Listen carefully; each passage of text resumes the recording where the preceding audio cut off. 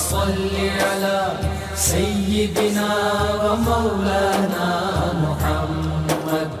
وعلى بسم اللہ الرحمن الرحیم۔ السلام علیکم ناظرین و سامعین کرام۔ پروگرام یاد الہی میں روزانہ عظیم ہستیوں کے تذکارے پاک کیے جاتے ہیں اور اس کے ساتھ ساتھ کچھ ایسے موضوعات پر گفتگو ہوتی ہے جن سے آپ کو رہنمائی حاصل ہوتی ہے۔ آج دو عظیم ہستیوں کے تذکارے پاک ہوں گے۔ ایک صحابی رسول ہیں سیدنا سلمان فارسی رضی اللہ تعالی عنہ، اور دوسرے شہزادہ رسول ہیں، اہل بیت رسول ہیں، شہزادہ سیدنا علی اصغر رضی اللہ عنہ۔ ان عظیم ہستیوں کے تذکارے پاک سے پہلے کتاب و شفا سے آج کا وظیفہ، تپدق جسے ٹی بی بھی کہتے ہیں یا ٹیوبرکلوسس کہتے ہیں، اس کا روحانی علاج۔ سب سے پہلا روحانی علاج ٹی بی کا یہ ہے کہ چینی کی پلیٹ لیں اور چینی کی پلیٹ پر یہ چند ایک کلمات ہیں، یہ لکھ دیں اور ایک دن میں 3 پلیٹیں لکھنی ہیں۔ انہیں 3 پلیٹوں پر یہ کلمات لکھنے ہیں اور صبح و شام پھر اس پلیٹ میں، تینوں پلیٹوں میں پانی ڈال کر مریض کو پلائیں، اور یہ عمل 1 ماہ تک کرنا ہے۔ انشاءاللہ اللہ سبحانہ وتعالی ٹی بی سے شفا عطا فرمائے گا۔ عمل کیا ہے؟ پہلی لائن میں بسم اللہ الرحمن الرحیم لکھیں گے، دوسری لائن میں الف لام را تلک آیات الکتاب المبین لکھیں گے، الف لام را تلک آیات الکتاب المبین، اور تیسری لائن میں 3 مرتبہ لکھیں گے الرحیمی الرحیمی الرحیمی۔ اور دوسرا اس کا ٹی بی کا روحانی علاج یہ ہے کہ چینی کی پلیٹ پر زعفران اور عرق گلاب سے سورہ بنی اسرائیل کی آیت مبارکہ 82 21 مرتبہ لکھیں اور 40 دن تک متواتر یہ عمل کریں۔ انشاءاللہ ٹی بی کا مریض جو ہے صحت یاب ہوگا۔ تیسرا ٹی بی کا روحانی علاج یہ ہے، سورۃ المجادلہ 28ویں پارے میں ہے، اسے نماز عصر کے بعد 3 مرتبہ پڑھ کر، ہر مرتبہ یعنی 3 مرتبہ پڑھیں گے، جب 1 مرتبہ پڑھیں گے پھر بھی مریض پر دم کر دیں گے، دوسری مرتبہ پڑھیں گے پھر مریض پر دم کر دیں گے، تیسری مرتبہ پڑھیں گے پھر مریض پر دم کر دیں گے، اور یہ عمل 40 روز بلا ناغہ کرنا ہے۔ انشاءاللہ اللہ سبحانہ وتعالی شفا عطا فرمائے گا۔ اسی طرح ٹائیفائڈ بخار بعض اوقات ہو جاتا ہے، میعادی بخار بھی جس کو کہتے ہیں، تو ٹائیفائڈ بخار کے لیے سورہ آل عمران کی آیت مبارکہ 18، سورہ آل عمران آیت مبارکہ 18، اس کو 7 مرتبہ پڑھ کر مریض پر دم کر دیں۔ ایک تو یہ عمل کرنا ہے، دوسرا اسی آیت مبارکہ کو، سورہ آل عمران کی آیت مبارکہ 18 کو 7 مرتبہ کاغذ پر لکھ کر پانی میں ڈال دیں۔ وہ کاغذ پانی میں ڈالیں اور وہ پانی مریض کو 7 دن تک بار بار پلائیں۔ انشاءاللہ پرانے سے پرانے بخار کا زور ٹوٹ جائے گا، لمبے سے لمبے پرانے سے پرانے بخار، ٹائیفائڈ بخار، اس سے اللہ سبحانہ وتعالی شفا عطا فرمائے گا۔ تو یہ 2 وظائف ہیں، ٹی بی کی بیماری سے متعلق اور دوسرا ٹائیفائڈ۔ دونوں عام طور پر بیماریاں جو ہیں بہت شدت سے آتی ہیں اور اکثر مریض جو ہیں علاج کروانے کے دوران بھی مکمل شفا یاب نہیں ہو پاتے، بعض کا تو اس کے اثرات بعد میں بھی رہتے ہیں۔ تو بالکل میڈیسن بھی یوز کی جائیں، طب نبوی صلی اللہ علیہ وآلہ وسلم کے مطابق بھی علاج کیا جا سکتا ہے، ادویات استعمال کریں، یہ بھی سنت نبوی ہے۔ اور اس کے ساتھ ساتھ ان اوراد و وظائف کو، یہ جو روحانی علاج ہے، یہ اپنے معمول کا حصہ بنائیں، اللہ سبحانہ وتعالی کی ذات بابرکات پر کامل یقین رکھتے ہوئے یہ پڑھیں۔ انشاءاللہ اللہ سبحانہ وتعالی شفا عطا فرمائے گا۔ آپ کو ضرورت ہے آپ خود اپنے معمول کا حصہ بنائیے، اپنے اعزاء اقرباء یعنی رشتہ داروں کو بتائیے، دوست احباب کو بتائیے، پڑوسیوں محلے داروں کو بتائیے، امت مسلمہ تک پہنچائیے، شیئر کیجئے۔ انشاءاللہ میرے آپ کے ہمارے بتانے سے اگر امت مسلمہ میں سے ہمارے کسی بھی مسلمان بہن بھائی کسی بھی مسلمان فرد کا فائدہ ہوتا ہے، اسے شفا نصیب ہوتی ہے، تو انشاءاللہ یہ ہمارے لیے بھی دین و دنیا آخرت میں بھلائی، فائدہ، نجات اور شفا کا باعث ہوگا۔ اللهم صل على سيدنا ومولانا محمد وعلى ناظرین سامعین، آج دو عظیم ہستیوں کے تذکارے پاک، ایک سیدنا سلمان فارسی رضی اللہ عنہ اور دوسرے شہزادہ رسول سیدنا علی اصغر رضی اللہ عنہ۔ صحابہ کرام علیہم الرضوان ہوں یا اہل بیت کرام علیہم الرضوان ہوں، سبھی ہمارے لیے مشعل راہ ہیں، سبھی ہمارے لیے منبع نور ہیں اور ہماری محبتوں، عقیدتوں کا مرکز و محور ہیں۔ وجہ کیا ہے کہ ہم ان عظیم ہستیوں سے محبت کیوں کرتے ہیں؟ وجہ یہ ہے کہ انہیں آقا کریم صلی اللہ علیہ وآلہ وسلم کے ساتھ قریبی نسبت حاصل ہے۔ صحابہ کرام علیہم الرضوان ہوں تو ایسی قریبی نسبت حاصل ہے کہ پوری امت میں سے آپ علماء کرام، اولیاء کرام کے مختلف درجات کی بات کر لیں، امت مسلمہ کے مختلف طبقات کی بات کر لیں کہ صحابہ کرام علیہم الرضوان کے بعد امت مسلمہ کے کون کون سے بڑے طبقات ہیں، تابعین ہیں، تبع تابعین ہیں، فقہائے کرام ہیں، ائمہ کرام ہیں، مجتہدین عظام ہیں، اولیاء کرام ہیں، پھر اولیاء کرام میں بھی مختلف درجے ہیں، حتیٰ کہ علماء کرام کے بھی مختلف درجے ہیں۔ اولیاء کرام کے چند ایک درجوں کا ذکر کریں تو ولایت صغریٰ ہوتی ہے پہلے، پھر ولایت کبریٰ ہے، پھر جو اللہ کے ولی ہیں ان میں غوث ہیں، قطب ہیں، ابدال ہیں، قلندر ہیں، احبار ہیں، مختلف نخبا ہیں، تو بہت سی اقسام ہیں۔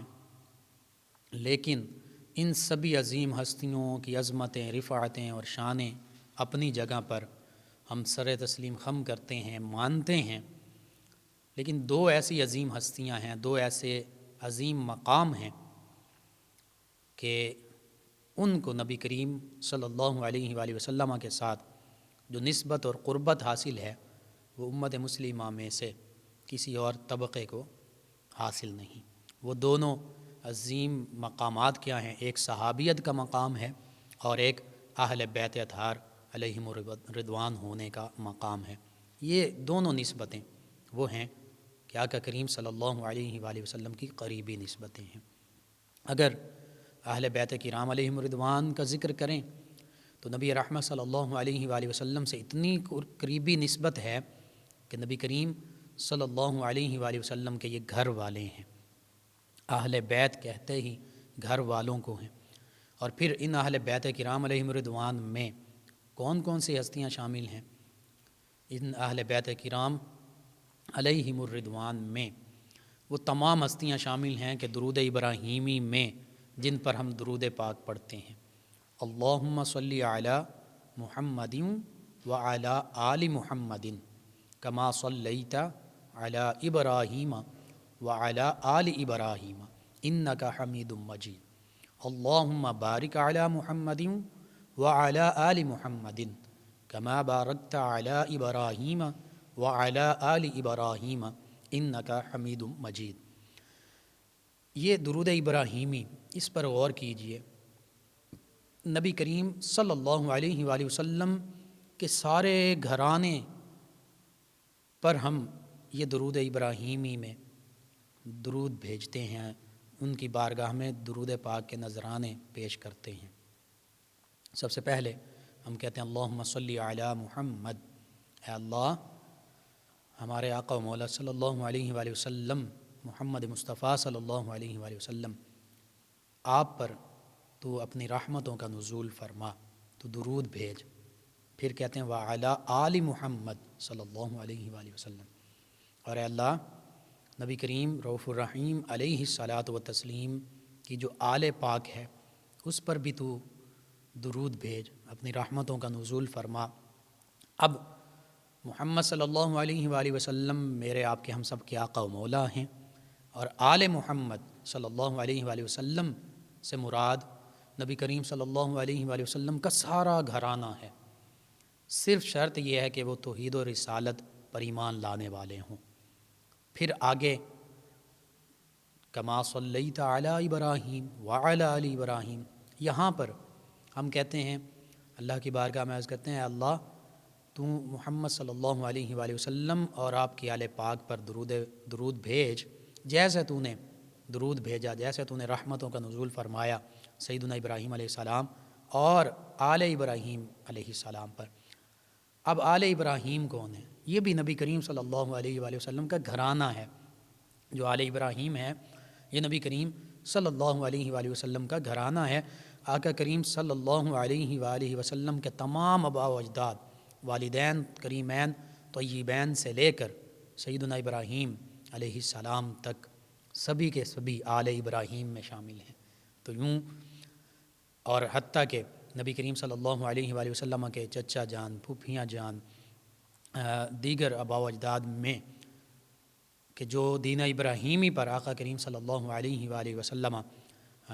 کے اظہار نبوت سے پہلے تک دین ابراہیمی پر رہے اور دین ابراہیمی پر ہی وصال پا گئے، ان سب کی بارگاہ میں ہم ہدیہ درود نماز میں پیش کرتے ہیں اور اللہ سے دعا مانگتے ہیں۔ تو یہ بھی نبی کریم صلی اللہ علیہ وآلہ وسلم کا گھرانہ ہے، سیدنا ابراہیم علیہ السلام تک، پھر سیدنا ابراہیم علیہ السلام سے سیدنا آدم علیہ السلام تک۔ اور پھر آل محمد میں کون شامل ہیں؟ نبی کریم صلی اللہ علیہ وآلہ وسلم کا گھرانہ شامل ہے، جس میں نبی کریم صلی اللہ علیہ وآلہ وسلم کی تمام ازواج مطہرات رضی اللہ عنہن بھی شامل ہیں، چاہے وہ مومنوں کی پہلی ماں ام المومنین سیدہ خدیجہ الکبریٰ رضی اللہ عنہا ہوں، چاہے سیدہ سودا بنت زمعہ رضی اللہ عنہا ہوں، چاہے ام المومنین سیدہ عائشہ صدیقہ رضی اللہ عنہا ہوں، چاہے ام المومنین سیدہ حفصہ رضی اللہ عنہا ہوں، چاہے ام المومنین سیدہ زینب بنت جحش رضی اللہ عنہا ہوں، چاہے ام المومنین سیدہ زینب بنت خزیمہ رضی اللہ عنہا ہوں، چاہے ام المومنین سیدہ جویریہ رضی اللہ عنہا ہوں، چاہے ام المومنین سیدہ میمونہ رضی اللہ عنہا ہوں، تمام نبی کریم صلی اللہ علیہ وآلہ وسلم کے ازواج مطہرات رضی اللہ عنہم، چاہے ام المومنین سیدہ صفیہ رضی اللہ عنہا ہوں، سبھی کی سبھی یہ اہل بیت اطہار علیہم الرضوان میں شامل ہیں۔ اور پھر ان کے ساتھ نبی کریم صلی اللہ علیہ وآلہ وسلم کی تمام اولاد اطہار یہ بھی اہل بیت میں شامل ہے، گھر والوں میں شامل ہے، چاہے وہ نبی کریم صلی اللہ علیہ وآلہ وسلم کے تینوں شہزادے ہوں، سیدنا قاسم رضی اللہ عنہ، سیدنا عبداللہ رضی اللہ عنہ جن کا لقب طیب و طاہر ہے، یا سیدنا ابراہیم رضی اللہ عنہ، یہ تینوں شہزادے ہوں یا چاروں شہزادیاں ہوں، سیدہ زینب رضی اللہ عنہا، سیدہ رقیہ رضی اللہ عنہا، سیدہ ام کلثوم رضی اللہ عنہا، سیدہ فاطمۃ الزہرا رضی اللہ عنہا، یہ سبھی اہل بیت اطہار میں شامل ہیں۔ اور پھر آگے نبی کریم صلی اللہ علیہ وآلہ وسلم کے تمام نواسیاں، سیدنا امام حسن و حسین رضی اللہ عنہما، سیدہ زینب رضی اللہ عنہا، سیدہ ام کلثوم رضی اللہ عنہا، یہ نواسیاں ہیں نبی کریم صلی اللہ علیہ وآلہ وسلم کے، سیدہ رقیہ رضی اللہ عنہا، اسی طرح سیدہ امامہ بنت زینب بنت محمد صلی اللہ علیہ وآلہ وسلم رضی اللہ عنہما، تو یہ اسی طرح سیدنا علی بنت زینب بنت محمد صلی اللہ علیہ وآلہ وسلم رضی اللہ عنہما، یہ ساری ہستیاں، اور پھر سیدہ فاطمۃ الزہرا طیبہ طاہرہ رضی اللہ عنہا سے آپ کی جتنی اولاد، یہ سبھی اہل بیت کرام علیہم الرضوان میں شامل ہیں۔ تو ہم نماز میں ان سبھی عظیم ہستیوں کی بارگاہ میں درود پاک کا نذرانہ پیش کرتے ہیں، اور پھر آقا کریم صلی اللہ علیہ وآلہ وسلم کی ذات بابرکات پر خصوصیت کے ساتھ ہم نماز میں سلام عرض کرتے ہیں، السلام علیکہ ایہا النبی ورحمۃ اللہ وبرکاتہ۔ یہاں پر کا ضمیر کا اور پھر ایہا، یہ دونوں لفظ بڑے غور طلب ہیں۔ کا مطلب یہ ہوتا ہے جو سامنے موجود و حاضر کے لیے واحد مخاطب جو ہے یا واحد حاضر جو ہے، جو موجود ہے واحد، اس کے لیے، اور ایہا کا مطلب ہے اے، تو اس کا ترجمہ یہ ہے اے نبی صلی اللہ علیہ وآلہ وسلم آپ کی بارگاہ میں سلام بھی ہو، آپ پر اللہ کی رحمتیں بھی ہوں، اللہ کی برکات کا نزول بھی ہو۔ یہ یوں ہی ہے جیسے مکۃ المکرمہ کے پتھر، درخت، ہر چیز سیدنا علی المرتضیٰ کرم اللہ وجہ الکریم نے جو حدیث مبارکہ روایت کی کہ آقا کریم صلی اللہ علیہ وآلہ وسلم جب مکہ مکرمہ میں غار ہیرا تشریف لے جاتے، جہاں بھی تشریف لے جاتے، پتھر، درخت سبھی کہتے السلام علیکہ یا رسول اللہ، السلام علیکہ یا رسول اللہ۔ تو یہ السلام علیکہ ایھا النبی، یہ اور السلام علیکہ یا نبی ایک ہی بات ہے، ایک ہی معنی ہے، دونوں طرح سلام پیش کرنے کا۔ بہرحال نبی کریم صلی اللہ علیہ وآلہ وسلم کی بارگاہ میں ہم سلام عرض کرتے ہیں، پھر صرف آقا کریم صلی اللہ علیہ وآلہ وسلم کے تصدق سے آپ کی اتباع یعنی آپ کے بعد تمام انبیاء و مرسلین علیہم الصلاۃ و تسلیم، تمام صحابہ کرام علیہم الرضوان، تمام صحابیات رضی اللہ عنہم، تمام امہات المؤمنین رضی اللہ عنہم، تمام اہل بیت کرام رضوان اللہ علیہم اجمعین، سب کی بارگاہ میں حتیٰ کہ اپنے اوپر بھی ہم سلام کہتے ہیں۔ کیسے کہ السلام علینا وعلی عباد اللہ الصالحین، اے اللہ ہم پر بھی سلام ہو اور جو تیرے صالحین بندے ہیں، نیک بندے ہیں، اس میں اولیاء کرام بھی شامل ہیں، اس میں علماء کرام، علماء حق بھی شامل ہیں، فقہاء کرام، ائمہ کرام، اہل بیت کرام، صحابہ کرام، حتیٰ کہ انبیاء کرام علیہم السلام، سبھی ہستیاں شامل ہیں کہ یہ اللہ کے نیک بندے ہی تو ہیں۔ تو یوں نماز میں ہم نبی کریم صلی اللہ علیہ وآلہ وسلم، آپ کے آل پاک، آپ کے خانوادے، آپ کے آباء و اجداد سیدنا آدم علیہ السلام تک سبھی کی بارگاہ میں درود پاک بھی عرض کر رہے ہیں، پیش کر رہے ہیں، اور اس کے ساتھ ساتھ سلام بھی ان سبھی عظیم ہستیوں کی بارگاہ میں ہم پیش کر رہے ہوتے ہیں۔ یہ اگر ہم یہ سلام نہ پڑھیں، یہ درود پاک نہ پڑھیں تو نماز بھی مکمل نہیں ہوتی۔ تو یہ شان ہے سبھی عظیم ہستیوں کی۔ اس درود پاک میں اگرچہ درود ابراہیمی میں بظاہر صحابہ کرام علیہم الرضوان کا نام و اصحابی ہی کے حوالے سے نہیں ہے، لیکن اللہ کے پیارے حبیب مکرم صلی اللہ علیہ وآلہ وسلم نے ایک موقع پر ارشاد فرمایا تھا کہ کل تقی آل محمد، ہر متقی، ہر میرا امتی جو تقوی اختیار کرنے والا ہے، میری پیروی کرنے والا ہے، وہ میری آل میں شامل ہے۔ یہی وجہ ہے کہ سیدنا سلمان فارسی رضی اللہ عنہ، ان کو بھی نبی کریم صلی اللہ علیہ وآلہ وسلم نے خصوصیت کے ساتھ ارشاد فرما دیا تھا، سلیمان منا اہل البیت، فرمایا سلیمان میرے اہل بیت میں سے ہے، ہمارے اہل بیت میں سے ہے۔ اور یہ اس موقع پر آپ نے ارشاد فرمایا جب غزوہ خندق کے موقع پر، غزوہ احزاب بھی جسے قرآن نے کہا، سورہ احزاب پوری غزوہ احزاب کے حوالے سے نبی کریم صلی اللہ علیہ وآلہ وسلم کے ازواج مطہرات رضی اللہ عنہن اور آپ کے گھرانے کی عظمت اور شان کے حوالے سے، اور پردے کا حکم بھی اسی میں موجود، درود و سلام نبی کریم صلی اللہ علیہ وآلہ وسلم کی بارگاہ میں عرض کرنے کا حکم بھی اسی میں موجود ہے۔ تو سورہ احزاب، یہ غزوہ احزاب کا ذکر بھی اس میں موجود ہے، جسے غزوہ خندق بھی کہتے ہیں۔ تو جب غزوہ احزاب پیش آئی تو خندق کھودی گئی، اور سیدنا سلمان فارسی رضی اللہ عنہ چونکہ یہ ایران سے تھے اور ایران میں انہوں نے دیکھا تھا کہ وہاں پر خندقیں کھودی جاتی ہیں، قلعوں اور شہروں کے گرد گہری گہری خندق کھود دی جاتی ہے۔ اس سے یہ ہوتا ہے کہ دشمن جو ہے اس کے گھوڑے یا دشمن خود وہ خندق نہیں پھلانگ سکتا، وہ چوڑی بھی ہوتی ہیں، وہ گہری بھی ہوتی ہیں، جو اسے پھلانگنے کی کوشش کرتا ہے وہ اس میں گر جاتا ہے۔ تو سیدنا سلمان فارسی رضی اللہ عنہ نے نبی کریم صلی اللہ علیہ وآلہ وسلم کی بارگاہ میں یہ عرض کیا، مشورہ دیا، اپنی عرض پیش کی کہ یا رسول اللہ صلی اللہ علیہ وسلم، فارس میں، ایران میں خندقیں کھودی جاتی ہیں جنگ کے دوران، تو کیوں نہ آج خندق کھودی جائے۔ آقا کریم صلی اللہ علیہ وآلہ وسلم نے اس مشورے کو پسند فرمایا۔ صحابہ کرام علیہم الرضوان خندق کھود رہے ہیں، سیدنا سلمان فارسی رضی اللہ عنہ بھی ساتھ شامل ہیں، حتیٰ کہ نبی رحمت صلی اللہ علیہ وآلہ وسلم بھی خندق کھود رہے ہیں۔ ایک موقع پر ایک ایسی چٹان آئی، ایک ایسا پتھر آیا کہ جسے کوئی صحابی رضی اللہ عنہ اس کو ٹکڑے ٹکڑے نہ کر سکا۔ نبی رحمت صلی اللہ علیہ وآلہ وسلم نے ضرب لگائی تو وہ چٹان جو ہے وہ ٹکڑے ٹکڑے ہو گئی۔ یہ آقا کریم صلی اللہ علیہ وآلہ وسلم کو اللہ سبحانہ و تعالی نے شان عطا فرمائی ہے، طاقت عطا فرمائی ہے۔ بہرحال اس موقع پر جب سیدنا سلمان فارسی رضی اللہ عنہ خندق کھود رہے ہیں تو مہاجر صحابہ کرام علیہم رضوان کہتے ہیں کہ سلمان منا، سلمان ہم میں سے ہیں۔ جو انصار صحابہ کرام علیہم رضوان ہیں وہ فرماتے ہیں کہ سلیمان منا، سلیمان ہم میں سے ہیں۔ آقا کریم صلی اللہ علیہ وآلہ وسلم نے جب یہ سماعت فرمایا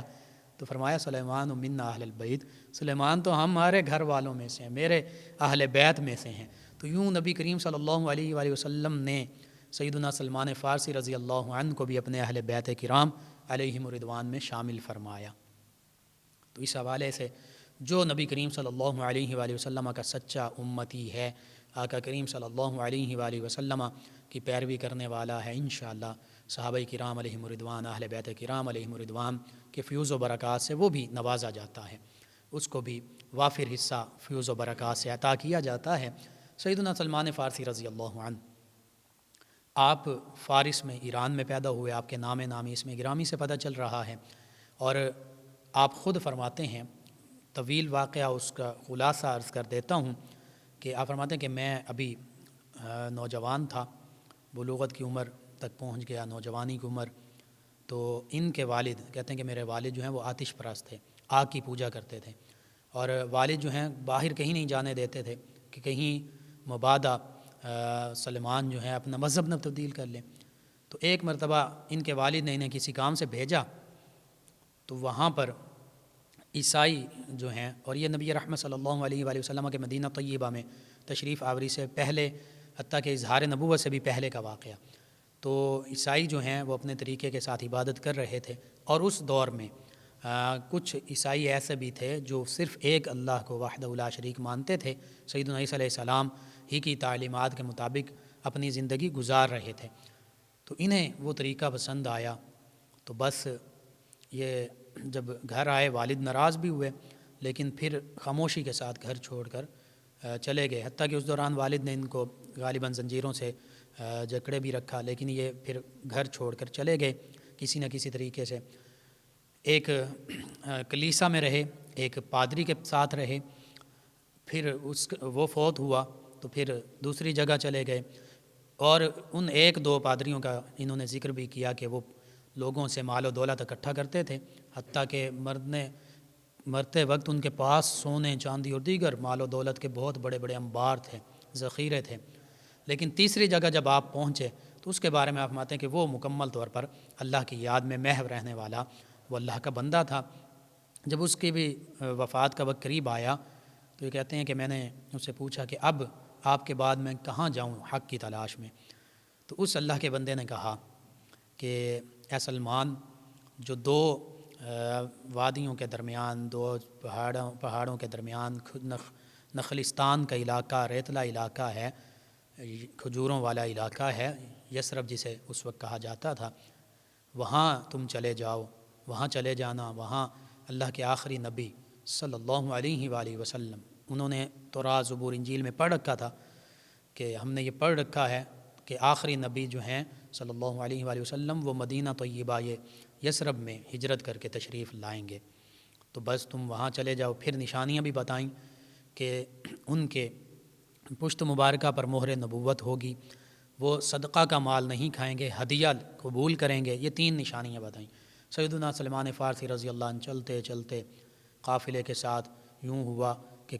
آپ کو ایک یہودی نے،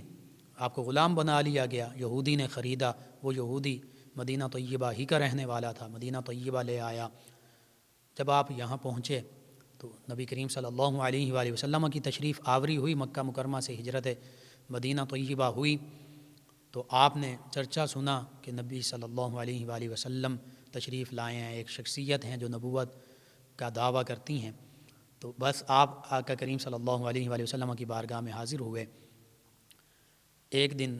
جب پہلی دفعہ حاضر ہوئے، صدقہ کی کوئی چیز لائے، پیش کی، نبی کریم صلی اللہ علیہ وآلہ وسلم نے خود تناول نہ فرمائی، صحابہ کرام میں تقسیم فرما دی۔ پھر پہلی نشانی آپ نے دل میں کہا کہ پوری ہو گئی، پھر دوسری دفعہ ہدیہ لے کر آئے، عرض کیا یا رسول اللہ یہ ہدیہ ہے، آپ نے خود بھی تناول فرمایا، صحابہ کرام میں بھی تقسیم فرما دیا۔ تیسری مرتبہ پھر نبی کریم صلی اللہ علیہ وآلہ وسلم کے پشت مبارکہ سے تھوڑا سا کپڑا جو ہے وہ ہٹا، تو آپ نے مہر نبوت بھی دیکھ لی، اور یوں آقا کریم صلی اللہ علیہ وآلہ وسلم کے دست مبارکہ پر مشرف با اسلام ہو گئے۔ یہ سیدنا سلمان فارسی رضی اللہ عنہ کی عظمت شان، حتیٰ کہ وہ یہودی مسلمان ہونے کے بعد آپ کو تنگ کیا کرتا، زیادہ کام کرواتا، نبی رحمت صلی اللہ علیہ وآلہ وسلم نے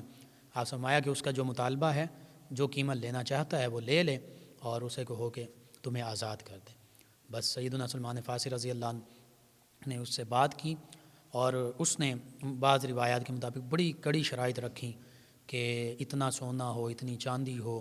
اور کھجوروں کا ایک باغ ہو جو جلد سے جلد لگ جائے۔ تو اس حوالے سے بعض روایات میں آتا ہے نبی رحمت صلی اللہ علیہ وآلہ وسلم نے چاندی اور سونے کا بھی انتظام فرمایا جو مال غنیمت سے حاصل ہوا، اور پھر باغ کے حوالے سے یہ کہ نبی رحمت صلی اللہ علیہ وآلہ وسلم، سیدنا علی المرتضیٰ کرم اللہ وجہ الکریم اور سیدنا سلمان فارسی رضی اللہ عنہ تینوں ہستیاں ہیں، اور گٹھلیاں جو ہیں وہ زمین میں دبائی جا رہی ہیں تاکہ کھجوروں کا باغ لگایا جا سکے، اگایا جا سکے، اور اس کو یہودی کو ان کے عوض میں دیا جا سکے۔ تو وہ یہودی دیکھ رہا تھا، وہ گٹھلیاں جب آپ صلی اللہ علیہ وآلہ وسلم تشریف لے گئے تو وہ گٹھلیاں جو ہیں اس نے ایک ایک کر کے نکال دیں، لیکن اللہ سبحانہ وتعالیٰ کی قدرت کاملہ دیکھیے، نبی رحمت صلی اللہ علیہ وآلہ وسلم کا معجزہ دیکھیے کہ وہ پھر وہ کھجور کے درخت اگے، لیکن وہ کھجوریں بغیر گٹھلی کے تھیں۔ آج بھی مدینہ طیبہ سے وہ کھجوریں آتی ہیں، لوگ جہاں وہاں حاضر ہوتے ہیں تو کھاتے ہیں جو بغیر گٹھلیوں کے ہیں۔ تو یہ نبی رحمت صلی اللہ علیہ وآلہ وسلم کا معجزہ، وہ سمجھا تھا کہ گٹھلیاں نکال لیں تو شاید کھجوریں نہیں ہوں گی، اسے کیا پتہ تھا کہ یہ اللہ کے سچے نبی، آخری رسول ہیں صلی اللہ علیہ وآلہ وسلم۔ سیدنا سلمان فارسی رضی اللہ عنہ سیدنا ابو بکر صدیق رضی اللہ عنہ کے مصاحبین میں شامل ہیں، سلسلہ نقشبندیہ میں، صدیقیہ میں۔ سیدنا ابو بکر صدیق رضی اللہ عنہ کے بعد سیدنا سلمان فارسی رضی اللہ عنہ، پھر سیدنا قاسم بن محمد بن ابی بکر رضی اللہ عنہم، پھر سیدنا امام جعفر صادق رضی اللہ عنہ۔ یہ کیسا خوبصورت سلسلہ، صحابہ کرام علیہم الرضوان بھی شامل ہیں، سیدنا ابو بکر صدیق رضی اللہ عنہ کے پوتے شامل ہیں جو سیدنا امام جعفر صادق رضی اللہ عنہ کے نانا جان ہیں، اور پھر خود سیدنا امام جعفر صادق رضی اللہ عنہ شامل ہیں۔ تو یوں یہ بہت عظیم ہستیوں کا سلسلہ نور ہے۔ صحابہ کرام علیہم الرضوان اہل بیت کرام علیہم الرضوان سے محبت کرتے ہیں، آپس میں رشتہ داریاں ہیں، آپس میں قریبی تعلقات ہیں۔ اہل بیت کرام علیہم الرضوان صحابہ کرام علیہم الرضوان سے محبت کرتے ہیں۔ سیدنا علی اصغر ننھے شاہزادے، ان کی شان کہ دیکھیے 6 ماہ کے ننھے شاہزادے ہیں، اور واقعہ کربلا میں انہوں نے شہادت کا جام نوش کیا، اور یہ ایسی شہادت ہے کہ تاریخ میں کوئی اس کی مثال نہیں پیش کر سکتا۔ ہاں، سیدنا علی اصغر رضی اللہ عنہ انہی کی سنت کی پیروی کرتے ہوئے آج بھی شام، فلسطین، کشمیر، مختلف ممالک میں ہمارے شیر خوار بچے بھی، 2 سال کے بچے، چند مہینوں کے بچے، 5 سال، 10 سال، افغانستان میں حفاظ کرام جن کو 2018 میں اپریل میں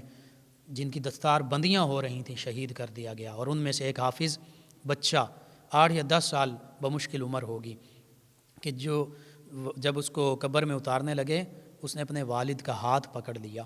شہید زندہ ہوتا ہے، اور بڑی مشکل سے پھر وہ ہاتھ چھڑایا گیا، 1-2 منٹ تک اس نے مضبوطی کے ساتھ ہاتھ پکڑے رکھا۔ یہ اللہ سبحانہ وتعالی نے شہداء کرام کو شان دی ہے، تو پھر ننھے شہزادے سیدنا علی اصغر رضی اللہ عنہ کی شان کیا ہوگی کہ 6 ماہ کے ہیں، اور حلق میں تیر لگا۔ ایک روایت کے مطابق 3 جو نوکوں والا تیر تھا وہ شقی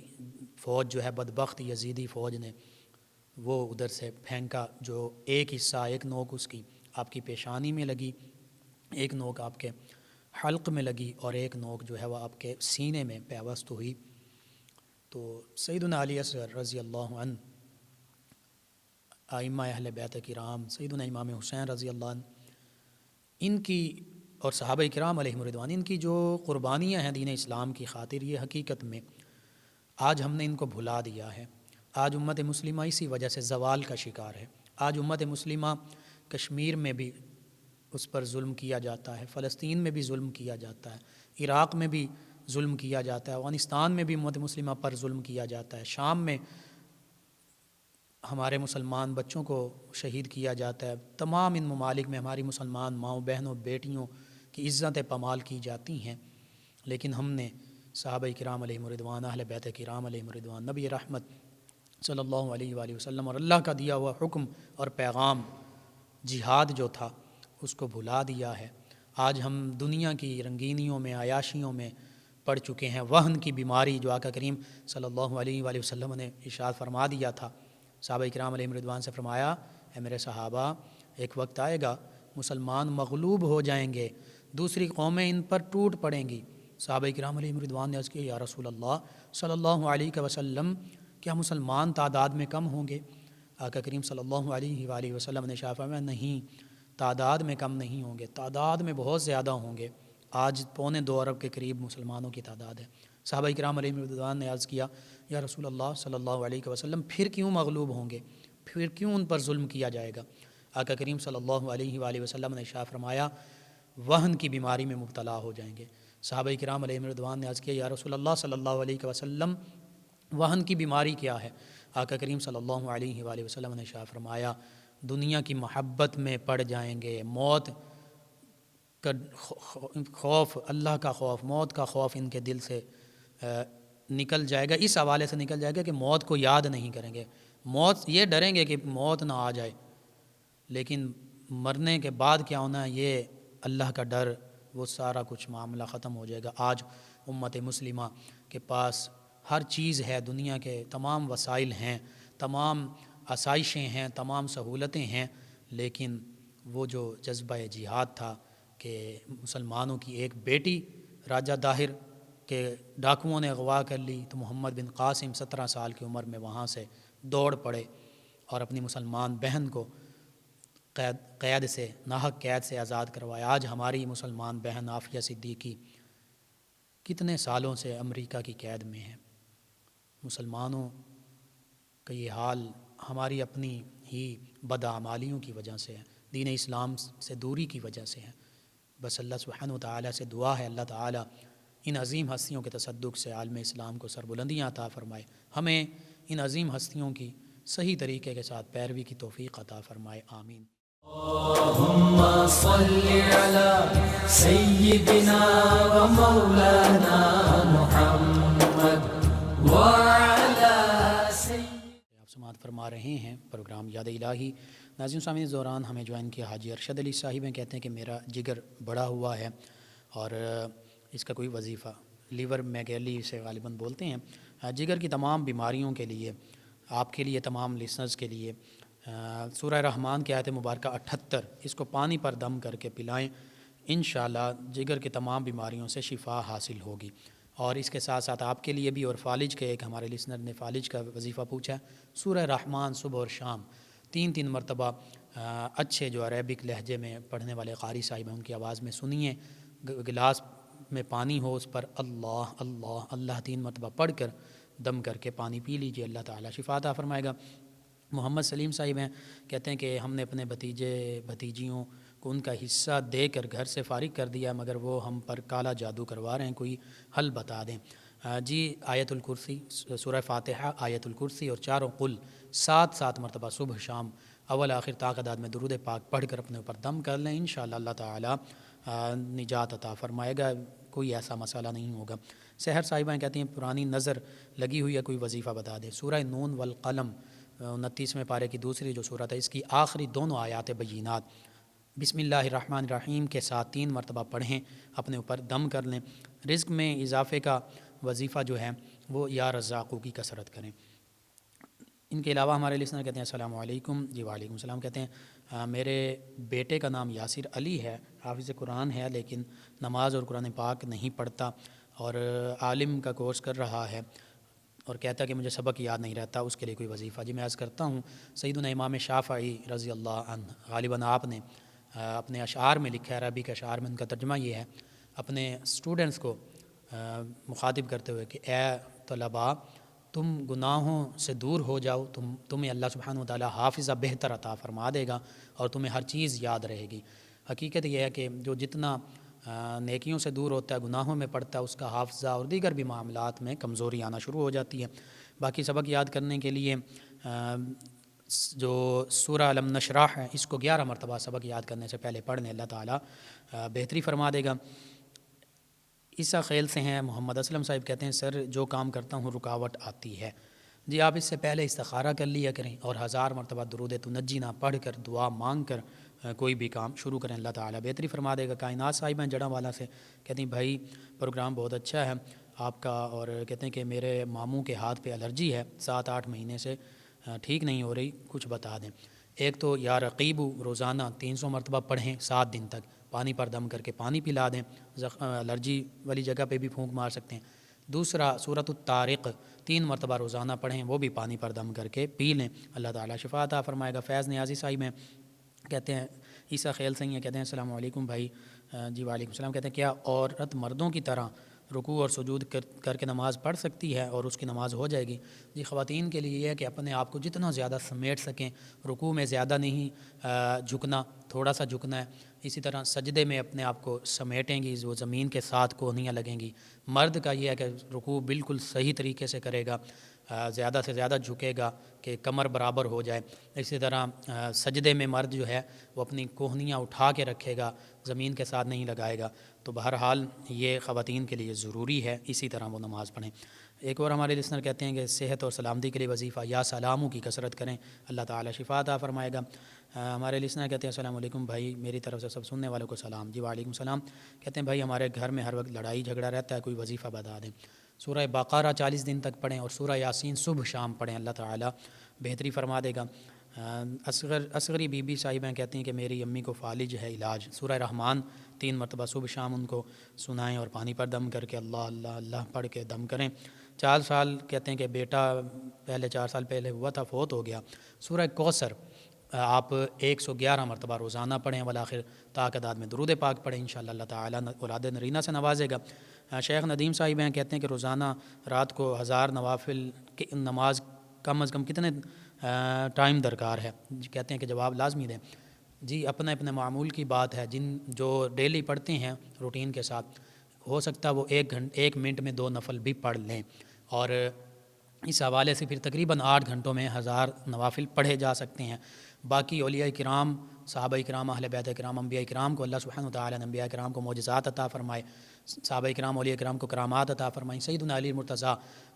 گھوڑے کے ایک رکاب میں پاؤں رکھتے، گھوڑے پر سوار ہونے سے پہلے قرآن مجید فرقان حمید پڑھ لیا کرتے، حدیث مبارکہ میں، سیرت کی کتب میں موجود۔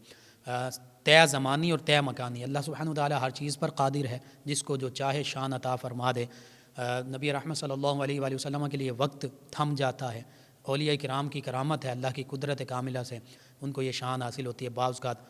زمین ان کے لیے سمیٹ دی جاتی ہے۔ وہ بنی اسرائیل کے شخص کا واقعہ کہ جو اولیاء کرام کی جانب جا رہا تھا، جس نے 99 قتل کیے، 100واں قتل بھی کر دیا، اور پھر فاصلہ اگلا زیادہ تھا، لیکن اللہ نے، اللہ کی قدرت کاملہ اور ان اللہ کے ولیوں کی کرامت، وہ زمین سمٹ گئی۔ تو اللہ سبحانہ وتعالیٰ جو چاہے وہ ہر چیز پر قادر ہے، جس کو جو شان دینا چاہے وہ دے سکتا ہے۔ جی ناظرین سامعین، پروگرام کا وقت ختم ہو جاتا ہے، انشاءاللہ کل صبح دوبارہ آپ سے ملاقات ہوگی پروگرام یاد الہی میں۔ اپنے میزبان محمد لقمان رضا اور ہماری ٹیم کو اجازت دیجیے، اللہ نگہبان۔ اللهم صل على سيدنا ومولانا محمد وعلى